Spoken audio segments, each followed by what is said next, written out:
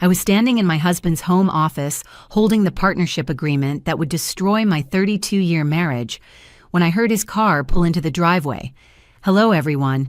My name is Vivian Clark, and I'm sharing this story because I know some of you might be going through something similar. Before we begin, I'd love to know, where are you watching from today? Drop your city or state in the comments. Now let me tell you how a single folder changed everything. It was a Thursday afternoon in October.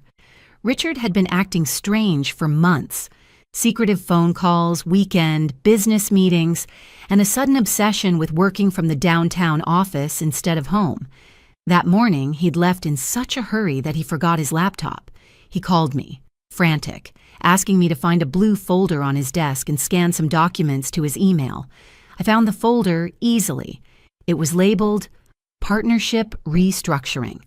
What I found inside made my hands shake. Legal documents, financial statements, and a partnership agreement dated 3 weeks earlier, transferring 40% of Clark Industries, the company my inheritance had helped build, to someone named Vanessa Torres.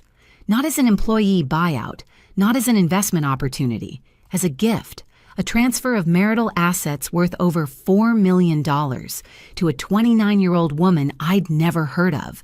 There were emails printed out too, dozens of them. Baby, once the paperwork clears, we can finally be together openly. Richard, you promised me half, not 40%. V, be patient. The old woman doesn't understand business anyway. She won't even know what she's signing when the time comes. The old woman. That's what he called me. I was 63 years old, and my husband of 3 decades had reduced me to that. My chest felt tight, my vision blurred, but I didn't cry. Not yet, because tucked behind those partnership papers was something else. Photos.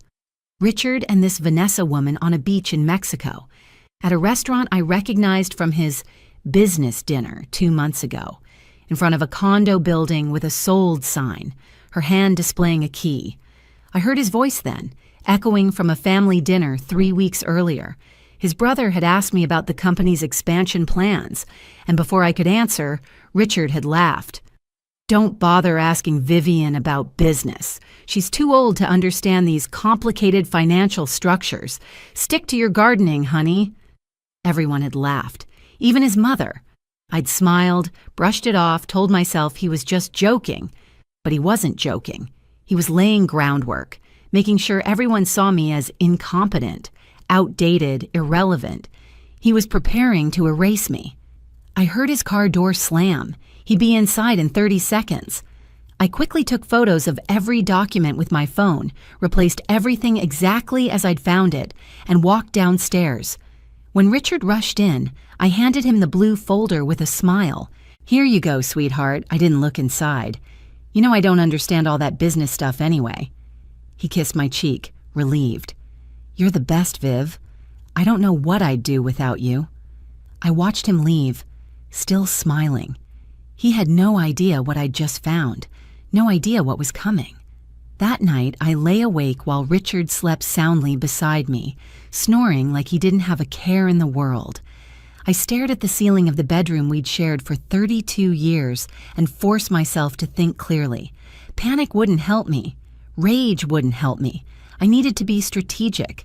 Let me tell you how we got here. Richard and I met in 1991.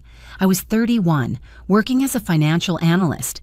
He was 33, ambitious, and running a small manufacturing consultancy out of a rented office space. We married within a year.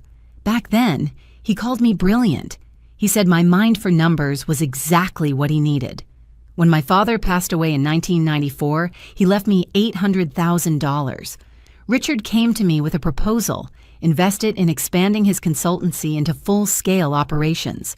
We could build something together, he said, a legacy, our future. I believed him. We became partners, not just in marriage, but in business. Clark Industries was born from my inheritance and his vision. I handled finances, he managed operations. For 15 years, we built that company together. We had no children, that was our choice. So the business became everything to us. Then in 2009, Richard started talking about modern business practices. He said having your wife as CFO looked unprofessional. He wanted to bring in outside talent, real professionals.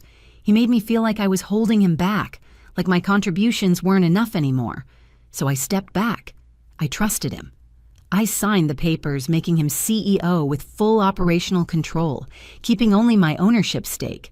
That was my first mistake. Over the next 14 years, I watched from the sidelines as he transformed our company into a $20 million enterprise. He hired new executives, expanded into 3 states, won industry awards. At company events, he introduced me as my wife, while everyone else got their titles announced. At home, he stopped asking my opinion about business decisions. He stopped discussing finances with me entirely. You wouldn't understand the complexities, he'd say whenever I asked questions. It's different now. We're playing in the big leagues. I told myself he was stressed. Building an empire was hard. I focused on our home, our social life, supporting his career from behind the scenes. I was proud of what he'd built. What we'd built, I thought. His family reinforced it. His brother called me the trophy wife who got lucky. His mother suggested I take up hobbies, maybe volunteer work, something to fill my time now that Richard doesn't need help anymore. They treated me like I'd been some secretary Richard married out of kindness, not the woman whose money and mind had launched his entire career. And slowly, I started believing it too. Started thinking maybe I really didn't understand modern business. Maybe I was out of touch. Too old to grasp the sophisticated strategies Richard employed now. That's what he wanted. He needed me to believe I was incompetent, irrelevant, easily dismissed. Because you can't steal from someone who's watching carefully. You can only steal from someone who's been convinced they're too stupid to notice. But finding those papers woke something up in me. Something I'd forgotten I had. I wasn't incompetent. I was a financial analyst who'd built a multi-million-dollar company. And Richard had made a fatal error. He underestimated me. Friday morning, I did something I hadn't done in years. I got dressed in my best business suit, the navy Armani I'd bought for our 20th anniversary and barely worn, put on the pearl earrings my father gave me, and drove to Clark Industries. Richard thought I was going to my book club. He'd barely looked up from his phone when I'd kissed him goodbye. The receptionist seemed surprised to see me. "Mrs. Clark, we weren't expecting you." "I'm here to see David Chen in accounting," I said smoothly. David had been with us since 2003. He'd always been loyal, thorough. "Just need to discuss some personal financial planning." David's office was on the 3rd floor. When I walked in, his eyes widened. "Vivian, it's been ages. What brings you here?" I closed the door behind me. "David, I need you to print something for me. Complete financial records for Clark Industries for the past 3 years. Revenue, expenses, payroll, asset transfers, everything." He hesitated. Richard usually handles requests like that personally." "David, who signs your paycheck?" "Well, technically Clark Industries, but..." "And who owns 51% of Clark Industries?" His expression shifted. We'd always had a good relationship. He knew the company's history. "You do?" "Then as majority shareholder, I'm requesting access to my own company's financial records, unless there's a reason I shouldn't see them." 20 minutes later, I walked out with 3 years of financial statements on a flash drive and a promise from David that this conversation would remain between us. I spent Friday night in a hotel room going through everything. Richard thought I was visiting my sister in Connecticut. I ordered room service, spread papers across the bed, and worked the way I used to work, methodically, carefully, following every dollar. What I found was worse than I'd imagined. Vanessa Torres wasn't just Richard's mistress. She'd been on the payroll for 18 months as a business development consultant, earning $25,000 monthly. In the past year alone, she'd received over $400,000 in payments, consulting fees, bonuses, expense reimbursements, all from our company, our assets. But it went deeper. Richard had created an LLC 6 months ago, RV Ventures. The company had purchased the condo I'd seen in those photos, using Clark Industries funds as a business investment property. He'd bought a BMW registered to this LLC. He'd transferred another $200,000 to RV Ventures' account just last month. RV, Richard, and Vanessa. He'd been systematically moving marital assets, company resources, everything we'd built together into accounts and properties with her name attached. The partnership agreement I'd found wasn't the beginning. It was the culmination. Once I signed those papers he clearly planned to trick me into signing, she'd legally own 40% of everything. Combined with what he'd already given her, they'd effectively control the company together. Then I found the divorce papers. They were drafted but not filed, hidden in a digital folder labeled 2024 Tax Planning. He was planning to divorce me after the partnership transfer was complete, after he'd successfully moved enough assets that I'd have no legal recourse. The papers cited irreconcilable differences and suggested I'd receive a small settlement, maybe $2 million, from a company worth $20 million that I'd funded and helped build. I sat in that hotel room until 3 a.m, staring at the evidence of my husband's betrayal. Then I opened my phone and started making calls. Monday morning, I sat in the office of Patricia Morrison, the best divorce attorney in the state. She'd been recommended by a friend who'd gone through a messy separation 5 years earlier. Patricia was in her 50s, sharp-eyed, with a reputation for destroying unfaithful husbands in court. I laid everything out in front of her, the photos, the financial statements, the partnership agreements, the divorce papers he'd drafted, all of it. She read through everything silently, her expression never changing. When she finished, she looked up at me. "Mrs. Clark, your husband is an idiot." I almost laughed. "How so?" "He's committed about 7 different kinds of fraud. Misappropriation of marital assets, corporate fraud, potentially tax fraud depending on how he reported these transfers. And he documented everything." She tapped the papers. "This is a prosecutor's dream. I want to stop him," I said, "before he can transfer anything else, before he can move more money, before he can complete this partnership agreement." Patricia leaned forward. "Here's what we're going to do. First, we freeze everything. I'll file an emergency motion today to freeze all joint accounts, all company accounts, everything. We'll cite suspected fraud and misappropriation of marital assets. The judge will grant it. This evidence is overwhelming. Won't that alert Richard that I know?" "Oh, absolutely. He'll know by 5 o'clock today, but by then he won't be able to move a single dollar anywhere. He'll be trapped." She smiled, and it wasn't kind. "Second, we're going to contact the IRS. These transfers he's made? If he hasn't reported them properly, and I'm guessing he hasn't, we're looking at tax evasion. The IRS takes that seriously." "How seriously?" "Criminal charges seriously. Prison time seriously." My heart pounded. This was real. This wasn't just divorce. This was nuclear. "Third," Patricia continued, "we're going to file a lawsuit against both him and Vanessa Torres for fraud and breach of fiduciary duty. As majority shareholder, you have every right to sue over unauthorized transfers of company assets. We'll tie them both up in litigation for years. Even if they try to fight, the legal fees alone will bankrupt them." "And the company?" "You're the majority owner. Once we prove fraud, a court can invalidate all these transfers. You'll get back your 40%. You'll maintain control. And if we play this right, we can force Richard out entirely for violating his fiduciary duties as CEO.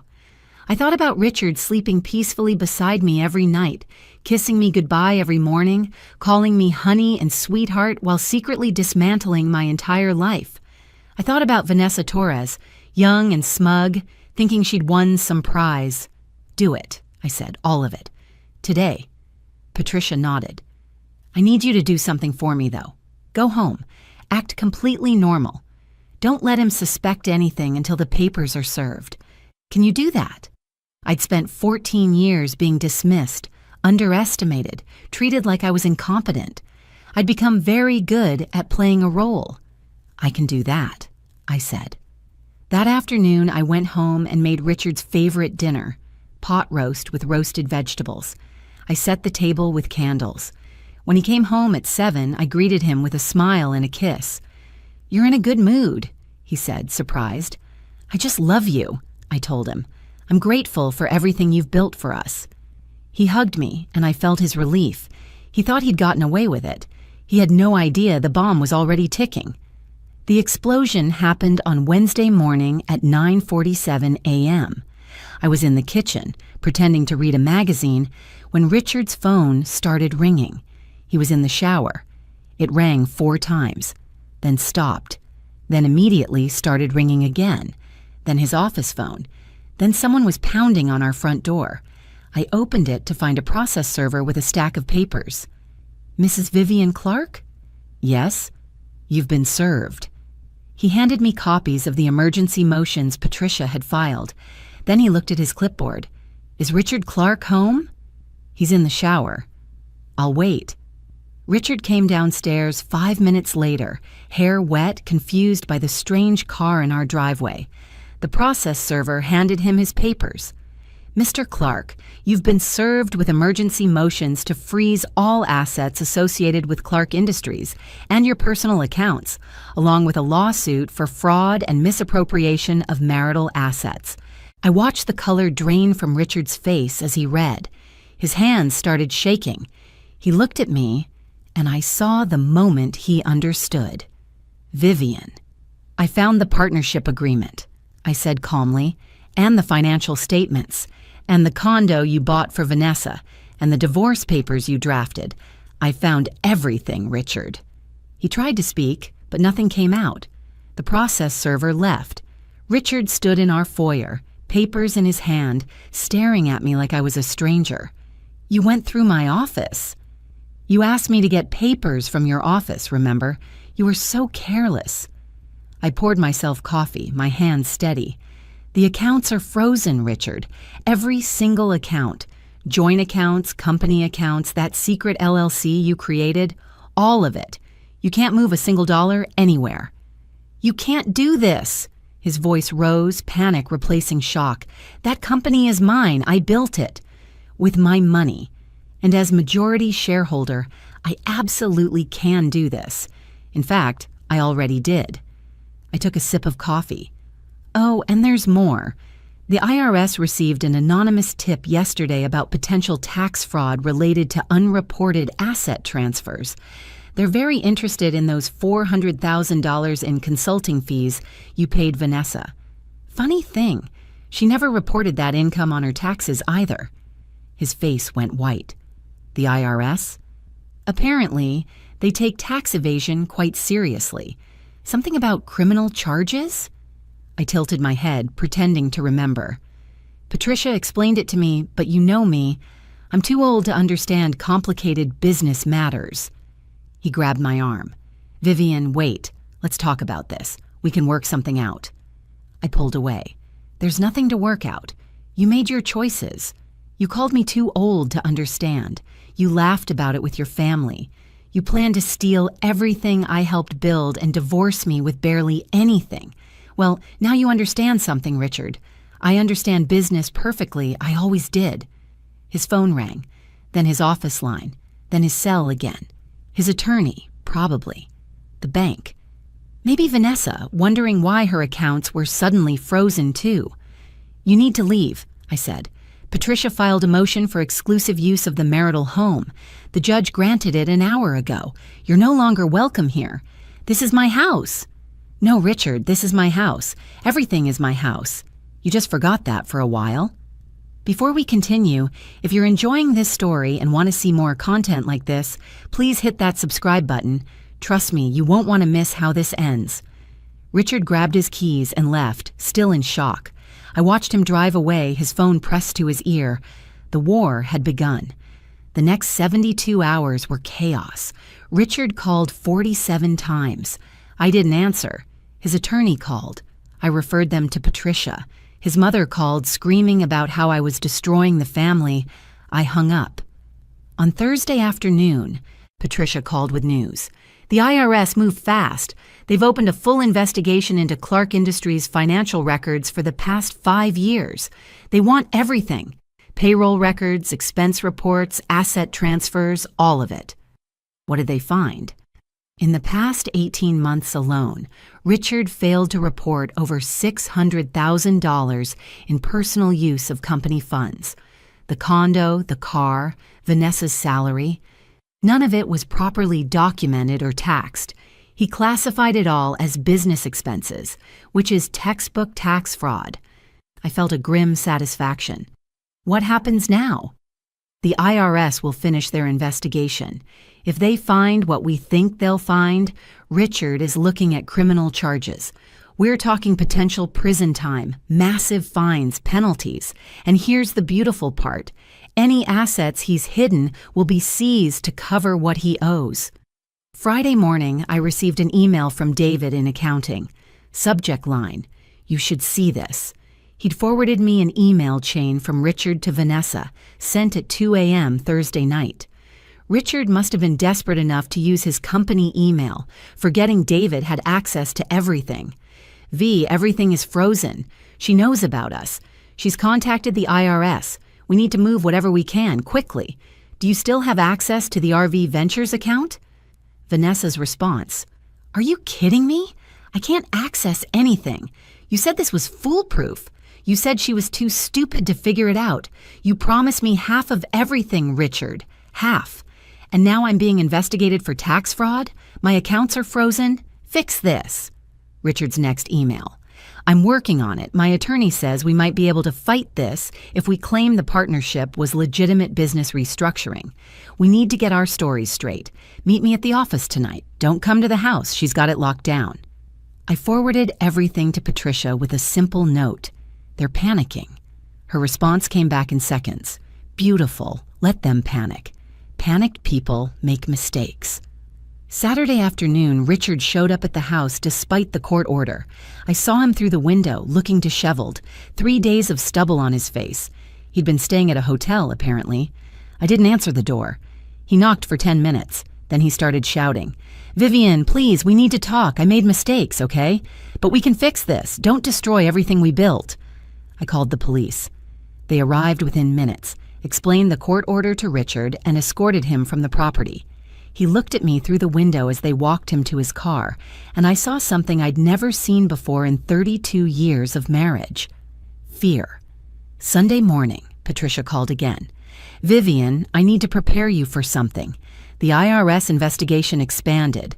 They found evidence that Richard has been skimming from company profits for years, hiding it in offshore accounts. We're not talking about $600,000 anymore.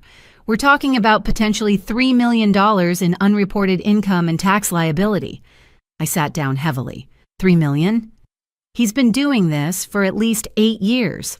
Long before Vanessa, he's been systematically stealing from the company, from you, and hiding the money.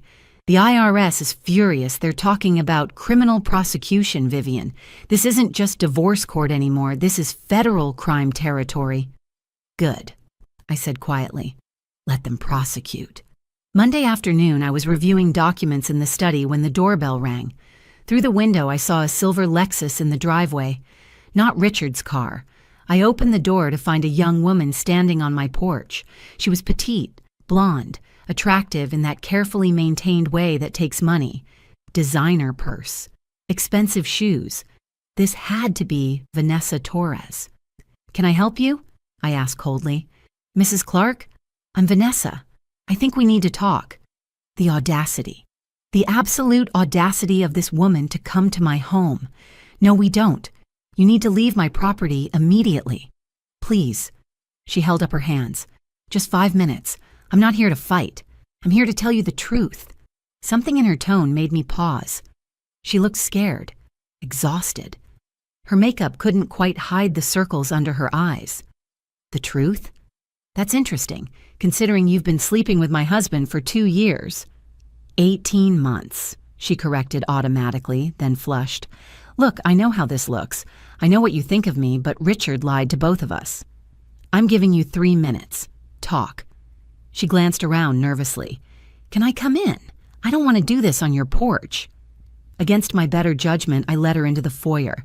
Not the living room, not the kitchen, just the entryway where I could easily throw her out. Vanessa took a breath. Richard told me you two were separated. He said you'd grown apart, that you were basically roommates at this point, waiting for the right time to divorce. He said you didn't care about the business anymore, that you'd checked out years ago. And you believed him. He was convincing. Her voice cracked. He showed me separate bedrooms at his apartment. I didn't know it was a hotel room he'd staged. He told me about how you'd retired from business, how you preferred your social circles to actually working. He made it sound like the marriage was already over and everything but paperwork. So you helped him steal $4 million from me? I didn't know it was stealing. He said the partnership was legitimate business restructuring. He showed me projections, told me I'd earned my place in the company through my consulting work. I thought I was actually helping grow the business. She was crying now, mascara streaking. Then the IRS showed up at my apartment. Then my accounts got frozen. Then Richard finally admitted the truth, that you're not separated, that you didn't know about any of this, that he'd forged documents and lied to everyone. Why are you telling me this? She wiped her eyes. Because I'm 29 years old and I'm facing tax fraud charges. My attorney says I could go to prison because Richard didn't report the money he paid me. He set me up. He used me to steal from you and then left me holding the bag when everything collapsed. I studied her. She looked genuinely terrified. What do you want from me? I want to testify against Richard.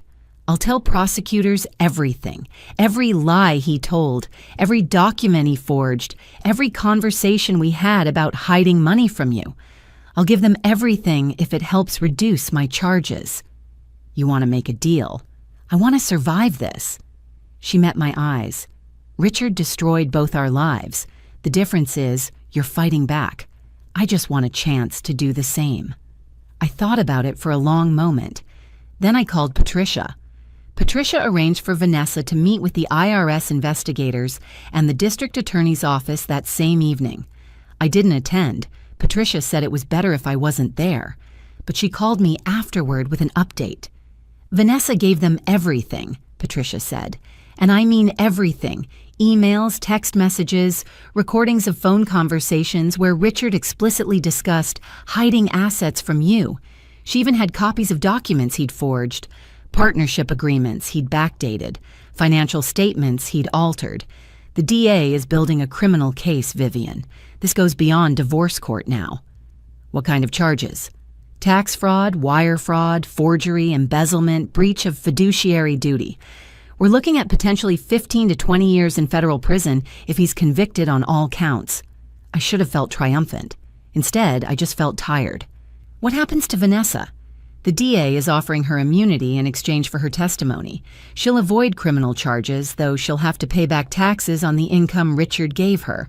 She's cooperating fully. Tuesday morning, Richard's attorney called Patricia, desperate to negotiate. Richard wanted to settle. He'd agree to whatever terms I wanted if I'd just make the criminal investigation go away. Patricia laughed when she told me, I explained to them that you don't control the IRS or the district attorney. This isn't civil court anymore. The federal government is prosecuting him, and there's nothing you can do to stop it even if you wanted to. Do I want to? I asked quietly. She paused. That's up to you, Vivian. You could potentially ask the DA to consider leniency if Richard cooperates and returns all the stolen assets. But honestly, he doesn't deserve leniency. She was right. He didn't. Wednesday afternoon, the DA's office filed formal charges. Tax fraud, wire fraud, embezzlement, forgery. The news spread quickly. By evening, it was all over the local business community.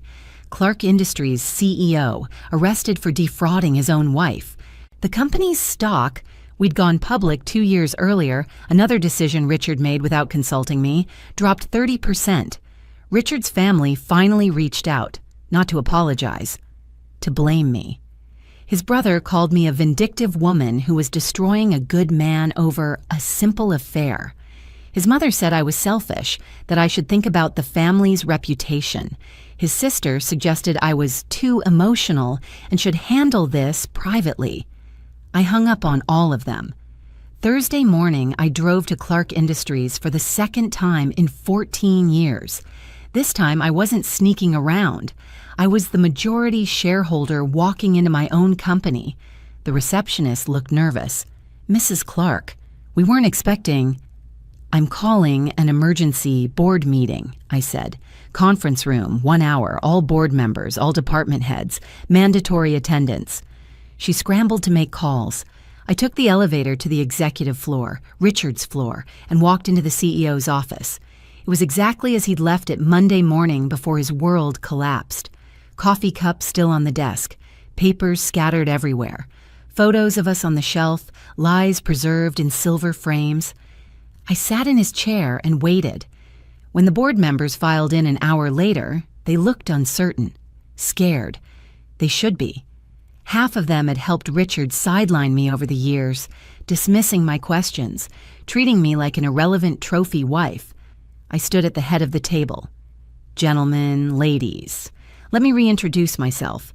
I'm Vivian Clark, majority shareholder and founder of this company, and things are about to change." The board meeting lasted 3 hours. I laid out everything. Richard's fraud, the embezzlement, the IRS investigation, the criminal charges. I showed them the financial statements David had pulled, the evidence of money being systematically stolen from company accounts. Several board members looked genuinely shocked. Others looked uncomfortable, avoiding my eyes. They'd known something was wrong. They'd just chosen not to ask questions. "As of today," I announced, "I'm assuming the role of interim CEO. Richard Clark is suspended from all duties pending the outcome of criminal proceedings. I'm initiating a complete financial audit of the past 10 years. Anyone who participated in or had knowledge of fraudulent activities has one opportunity to come forward voluntarily. After today, cooperation will not be met with leniency." David Chen spoke up. "Vivian, I want you to know, I had no idea about the offshore accounts or the embezzlement. When you asked for those records, that was the first time I'd looked at the overall picture. I should have noticed sooner. David, you're not under suspicion, but I need you to work with the auditors. Complete transparency. If you find anything questionable, anything at all, report it immediately." 2 board members resigned that afternoon. Good riddance. The rest fell in line quickly. Once they understood the alternative was potential legal liability. Over the next 2 weeks, the full scope of Richard's betrayal came to light. The forensic accountants I'd hired found over $4 million in hidden assets, offshore accounts, shell companies, properties registered under false names. He'd been stealing from Clark Industries for a decade, long before Vanessa, using increasingly sophisticated schemes to hide the money. The criminal trial began in early December. I attended every day, sitting in the front row where Richard couldn't avoid seeing me. Vanessa testified first, describing in detail how Richard had manipulated her, used her to facilitate his fraud, and promised her a future built on stolen money. The prosecution called witnesses who testified about forged documents, altered financial statements, false tax returns. Richard's defense attorney tried to paint him as a successful businessman who'd made accounting errors and poor judgment calls regarding personal relationships. The jury wasn't buying it. On December 18th, after 3 days of deliberation, they returned with guilty verdicts on all counts: tax fraud, wire fraud, embezzlement, forgery. The judge scheduled sentencing for January. Richard's mother approached me outside the courtroom. "Are you happy now? You've destroyed him, destroyed our whole family." I looked at her calmly. Richard destroyed himself. He stole from me. He lied to me. He tried to erase me from the life we built together. I simply refused to disappear quietly. "He loved you," she said, crying. "No," I corrected. "He loved what I gave him, my money, my trust, my willingness to be invisible. The moment I stopped being useful, I became an obstacle to remove." I picked up my purse. Richard never loved me. He loved what he could take from me. In January, Richard was sentenced to 12 years in federal prison and ordered to pay $4.2 million in restitution plus penalties. The judge noted his sophisticated and prolonged scheme to defraud and his complete lack of remorse. Vanessa avoided prison but received 5 years probation and had to repay $200,000 in back taxes. Her career in business was essentially over. Richard's assets, everything he'd hidden, were seized and returned to Clark Industries. To me, I got everything back. Every dollar he'd stolen, every property he'd bought, every account he'd hidden. All of it.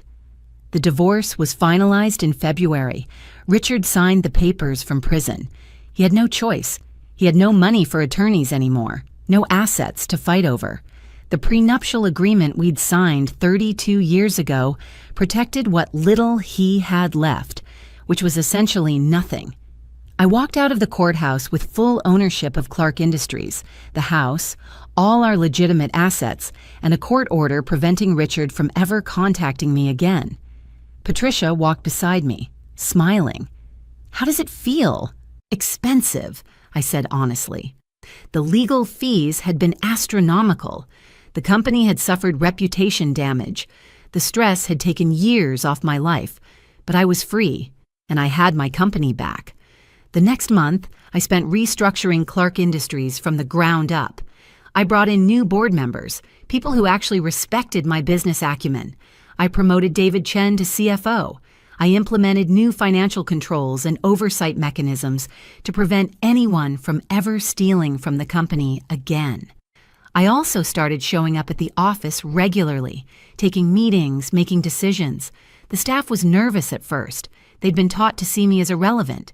But I'd spent 32 years watching Richard run this company. I knew every operation, every client, every strategy. I'd just been told I was too old to understand it. Turned out I understood it perfectly. By April, Clark Industries' stock had recovered. We'd weathered the scandal.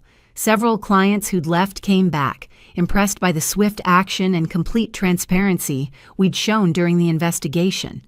I hired 3 new executives, all women over 50 who'd been told they were too old for leadership positions elsewhere. We made an excellent team. One afternoon in May, I was in my office, Richard's old office, now redecorated, when David knocked on my door. "Vivian, there's someone here to see you, Vanessa Torres." I hadn't seen her since she'd testified at the trial. "Send her in." Vanessa looked different, older somehow, more serious. She sat down carefully. "Mrs. Clark, I know I have no right to ask anything from you, but I wanted you to know I've started paying back the taxes I owe. It'll take years, but I'm working 3 jobs to make it happen. Why are you telling me this?" "Because I needed you to know I take responsibility for my part in this. Richard lied to me, but I chose to believe him because it benefited me. I was stupid and selfish, and I'm sorry." She stood up. "That's all. I just wanted to say that in person." I watched her turn to leave. "Vanessa?" She stopped. "There's a small consulting firm downtown that works with women rebuilding their careers after legal troubles. They might have a position open. It won't pay much, but it's honest work." Her eyes filled with tears. "Why would you help me?" "Because you made mistakes, but you owned them. That's more than Richard ever did." I handed her a business card. "Tell them I referred you." After she left, I stood at my window overlooking the city. 63 years old, divorced, running a $20 million company. Too old to understand business? No. I understood just fine. The end.